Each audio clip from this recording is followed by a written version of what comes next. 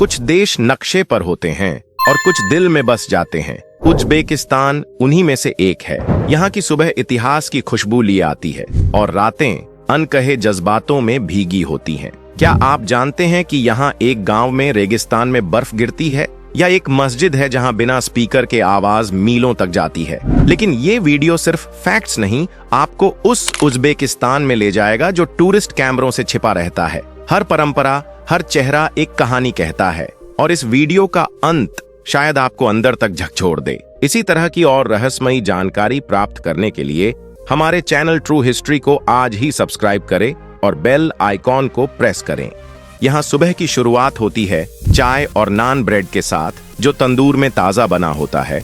घर की सबसे बुजुर्ग महिला रोज सुबह उसे बनाकर सबसे पहले खुदा को अर्पित करती है। इसके बाद बच्चे स्कूल के लिए निकलते हैं और मर्द खेतों, दुकानों या वर्कशॉप्स की ओर। ज्यादातर महिलाएं घर से ही सिलाई, रसोई या छोटी सी दुकान चलाकर कमाई में हाथ बटाती है।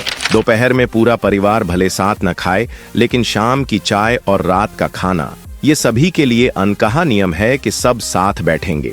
यहाँ टीवी कम और एक दूसरे की आंखों में ज्यादा देखा जाता है। मोबाइल फोन अभी भी हर बातचीत का हिस्सा नहीं बना है, और शायद यही वजह है कि उज्बेकिस्तान में परिवार सिर्फ शब्द नहीं, एक रोज की आदत है जीने की वजह।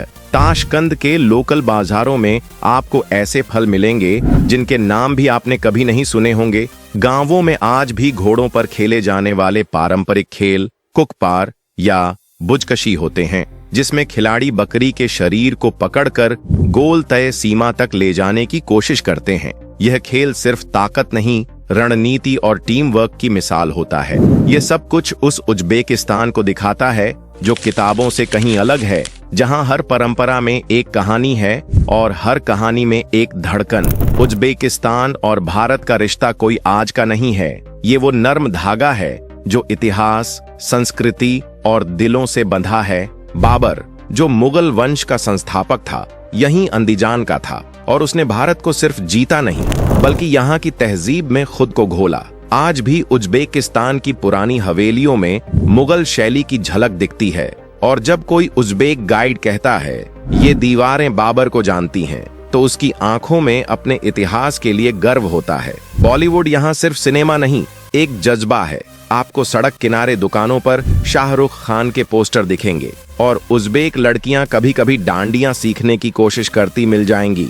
भारत से हर साल सैकड़ों स्टूडेंट्स मेडिकल और इंजीनियरिंग की पढ़ाई के लिए उज्बेक यूनिवर्सिटीज में आते हैं, और वहीं व्यापारी सूती कपड़े, मसाले और जड़ी बूटियों का व्यापार लेकर उज्बेक बाजारों में अपनी पहचान बना रहे हैं। ताशकंद की गलियों में कभी कभी लता मंगेशकर की आवाज भी गूंजती है, और जब कोई उज्बेक बुजुर्ग गुनगुनाता है लग जा गले, तो समझ लीजिए कि दिलों की सरहदें बहुत पहले मिट चुकी हैं। उज्बेकिस्तान एक ऐसा देश है जहां हर मोड़ पर कोई न कोई चौंकाने वाली बात इंतजार करती है। ऐसी चीजें जो गूगल पर नहीं, सिर्फ वहां जाकर महसूस की जाती हैं। जैसे नवोई प्रांत में एक गांव है जहां गर्मियों में तापमान 40 डिग्री तक जाता है, लेकिन जनवरी में वहीं हल्की बर्फबारी हो जाती है। स्थानीय लोग इसे अल्लाह की रहमत कहते हैं और मानते हैं कि ये गांव किसी दुआ की वजह से विशेष है। एक पुरानी मस्जिद है बुखारा के पास। वहां ना कोई स्पीकर है ना माइक,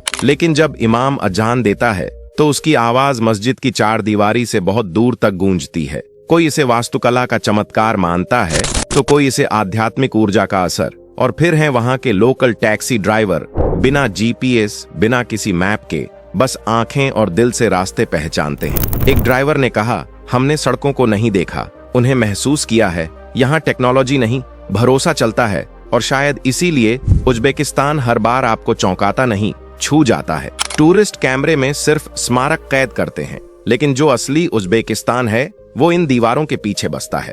असली उज्बेक खाना तब मिलता है जब आप किसी लोकल परिवार के साथ जमीन पर बैठकर खाएं, जहां हर डिश के साथ एक कहानी परोसी जाती है। ओश प्लो को पकाने से पहले बुजुर्ग दुआ करते हैं, और खाने के बाद सब एक साथ दस्तरख्वान को चूमते हैं। ये सिर्फ भोजन नहीं, एक संस्कार होता है। घरों के अंदर की वास्तुकला इतनी खूबसूरत होती है कि हर कमरा जैसे किसी पुराने काव्य का हिस्सा हो। दीवारों पर हाथ से बनाई गई टाइलें, लकड़ी के नक्काशीदार दरवाजे और अंदर की छतों पर बनी ज्यामितीय आकृतियां जो पीढ़ियों से वैसी ही हैं। गांवों में अगर कोई बुजुर्ग सामने से आ जाए तो नौजवान अपना रास्ता बदल लेते हैं। यह सम्मान का प्रतीक होता है। वहां बुजुर्ग सिर्फ सलाह देने वाले नहीं होते, बल्कि चलते फिरते इतिहास होते हैं। यहाँ असली उज्बेकिस्तान दिखाई नहीं देता, महसूस होता है। उज्बेक परिवारों में हर शुक्रवार को एक खास परंपरा होती है। महिलाएं सुबह 4 बजे उठकर सुमलाक बनाती हैं, जो गेहूं को अंकुरित करके बनाया गया एक मीठा पेस्ट होता है और इसे पकाने में पूरा दिन लगता है। इसे पकाते वक्त महिलाएं मिलकर प्रार्थनाएं करती हैं, गाने गाती हैं और हर बार चम्मच चलाने के साथ एक ख्वाहिश मन में रखती हैं। ऐसा माना जाता है कि इस दौरान किया गया हर अरमान जरूर पूरा होता है। असली उज्बेक पिलाफ वही माना जाता है जिसमें चूल्हे की लकड़ी की महक हो और जिसे तांबे की देग में पकाया गया हो। ये सिर्फ शादी या किसी बच्चे के नामकरण समारोह में ही परोसा जाता है। इस दौरान घर के सबसे बुजुर्ग व्यक्ति को पहला निवाला दिया जाता है ताकि आशीर्वाद के साथ भोजन शुरू हो। गांवों में दोपहर की चाय महज एक पेय नहीं, बल्कि एक रस्म होती है। उसमें पुदीना, गुलाब की पंखुड़ियां और कभी कभी सूखे अंगूर डाले जाते हैं। मेहमान के कप में पहले चाय डाली जाती है, फिर वापस केतली में डाली जाती है। ये क्रिया 3 बार दोहराई जाती है ताकि आदर और स्वागत पूरा हो। कुछ घरों में आज भी किशमिश सूप बनता है। ये एक तरह की सूखे फल और दही की खट्टी मीठी रेसिपी होती है जो मेहमानों को विदाई के वक्त दी जाती है। इसे खाना नहीं बल्कि दुआ समझकर ग्रहण किया जाता है और परंपरा है कि इसे खाने के बाद कोई खाली हाथ वापस नहीं जाता। घूमने की वो जगहें जो दिल छू जाएं, बुखारा की गलियां, यहाँ की पुरानी गलियों में चलते हुए ऐसा लगता है जैसे वक्त ठहर गया हो। ईंटों से बने पुराने मकान, लकड़ी के नक्काशीदार दरवाजे और बीच बीच में मस्जिदें, हर मोड़ पर इतिहास सांस लेता है। समरकंद की रेगिस्तान स्क्वायर, नीले और सुनहरे रंग की टाइलों से सजे ये मदरसे रात में जब रोशनी में नहाते हैं तो ऐसा लगता है जैसे सितारों ने जमीन छू ली हो। अरसलान बाबा का मकबरा, पहाड़ों के बीच बसा ये धार्मिक स्थल सिर्फ आस्था का नहीं, प्रकृति की शांति का भी केंद्र है। यहाँ की हवा में अखरोट के पेड़ों की खुशबू होती है। खिवा का इचन काला, ये एक पूरा शहर है जो दीवारों से घिरा है।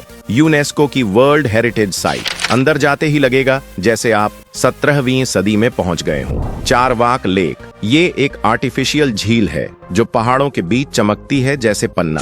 यहाँ लोकल लोग पिकनिक मनाने आते हैं और टूरिस्ट नावों की सवारी करते हैं।